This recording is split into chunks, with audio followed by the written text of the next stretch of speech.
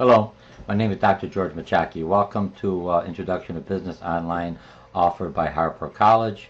We're entering week 5. We'll be covering chapters 8 and 9, and it's worth 62 points. So you're going to be looking at this quick short video. Always make sure you're going to go into week 5 module overview and check off everything that we have to do in there. And basically what you're going to do, you're going to have, what do you call it? A connect homework. Now you connect homework, if you click on the connect in here real quickly, and then it's worth 20 points. I'm combining chapter 8, which is adapting organization to change, and chapter 9, which is production or operations of organization. So when I look at the two, if I look at production, improvement, and everything else, and many people say, well, I'm not in a production, I'm in a retail manufacturing, I'm in an office setting, or I'm in a consulting or a service type of environment. It's the same concept, the same rationale, the same logic you're utilizing, only now you, instead of looking at as a machinery and a conveyor belt, you're looking at process improvement and a process flow. So you're doing the same kind of analysis, using the same kind of equipment, only you're turning it around and using it more for the retail or for the service sector side, okay? But I've combined two chapters together. You're going to have two videos, and you're going to answer some questions and two drag and drop. What I'm trying to do is to just change the format just a little bit every time. So just like in work, it's just like when you go into business, you don't get too bored with everything going the same way, okay? So that took care of our Connect homework. Now on the quizzes, to make you whole, you're just going to be quiz on chapter 8. And instead of last week we did short answers. Now some of you really gave me short answers. It's not supposed to be short answers as an essay type. So next time I'm looking at least a few sentences, a few paragraphs on information on that. All right. But so if I'm looking at that, excuse me.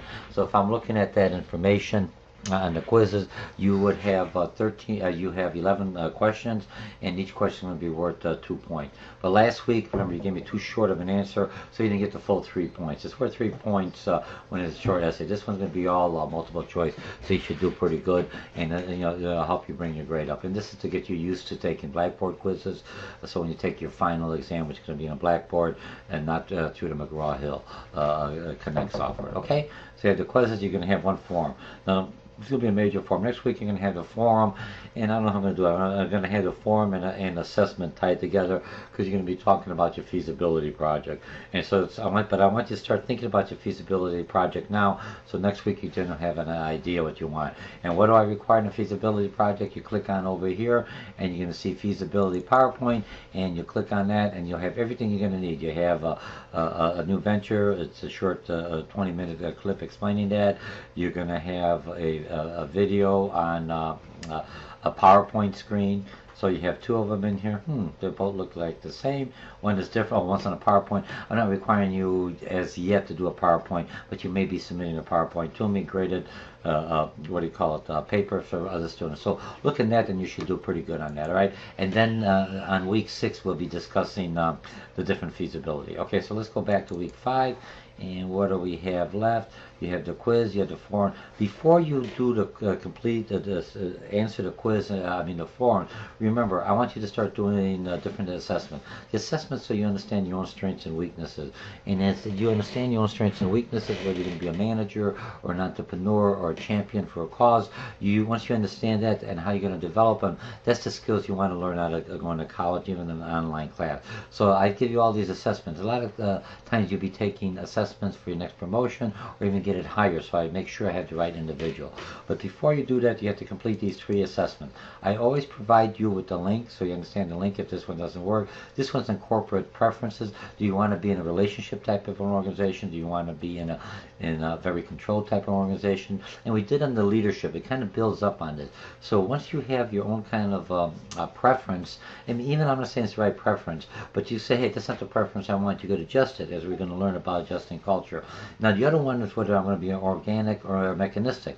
to make it, if I'm a very controlled type of individual, because that's my preference, then I would like to work for a bureaucratic type of individual. A lot of individuals are coming out of the Marines, for lack of better words, a very a structured, very controlled type of entity, very well established, very well disciplined. So you'd want to go into an organization that's very well disciplined, maybe bureaucratic or something like not Microsoft, IBM or something else, consultant that has very rules and procedure, because it's dealing with the internet and technology, versus going to like Google and being, or marketing, where you have to be more of a very organic, just as constantly different customers, different forces.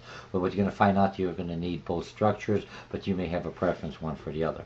Now, once you find your preferences and say, hey, I found my job, now I want to work for a company who has the same culture or has the same preference, the same values that I would like to work with, because I feel very comfortable in that, where people I have it, then you basically, could you identify different organizations? There's 20 questions on here, right or wrong one. Don't look at that, I got a poor score in that. It's when you're going for your interview and you're talking to the interviewer and you're trying to find out more about your organization and doing research your organization. And if you're an organic type of individual, so you're trying to find out what are some of the attributes or some of the things I should notice for an organization who's truly organic, or an organization who's truly mechanistic, or an organization that's a hybrid of the two. All right, so you do those three, and then you respond to the forums. You're doing real well in the forums. Keep on talking. Some of you, I have to push you along. You wait all the way to Thursday. That's not really a forum. It's more of a download. At work, if you'll be working for me as a management, if you're doing all your communication with the customers all at the end, once in a while, but it becomes the norm. You'd never get the high performance, the high rating that you do. Okay, so we're taking care of it. Next week we'll do that. So we have everything we covered.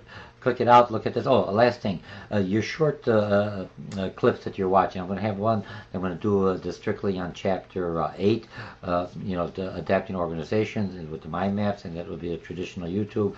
There's another one I'll be working on tomorrow. Harper College wants to start utilizing iTunes University, so a lot of people have the smartphone, and it'll be easier to download and see no matter what kind of platform could it be saved as a MP3 I have one of their computers, I'll be working on that, so I'm going to upload that, and then I'll give you instructions, and then I'll give you some feedback. What do you think with iTunes U? And I have a whole thing set up on that. So let's see how that works. Remember, part of business, just like part of education, I have to adjust to the school, I have to adjust to technology, we have to adjust to how customers or students take information, how they learn information. More and more of our students are taking online classes, because it basically is a representation of what's happening in the business world. You have a face-to-face component, but you also have a virtual office. Right now I'm teaching this class in a virtual setting, and I'm teaching another class which is a hybrid. I'll be teaching another hybrid class here at Harper College, which basically is half online, half face-to-face,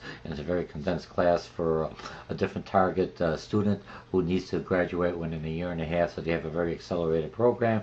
And the other thing is half online and half face-to-face, for students to get, they still have the same component, a lot of work online, but to get to talk to me face-to-face instead of these short clips. Okay, so again, my name is Dr. George Mochocki, and this is week 5, an introduction of business management and 111 online that you're taking with me, and we'll be covering chapters,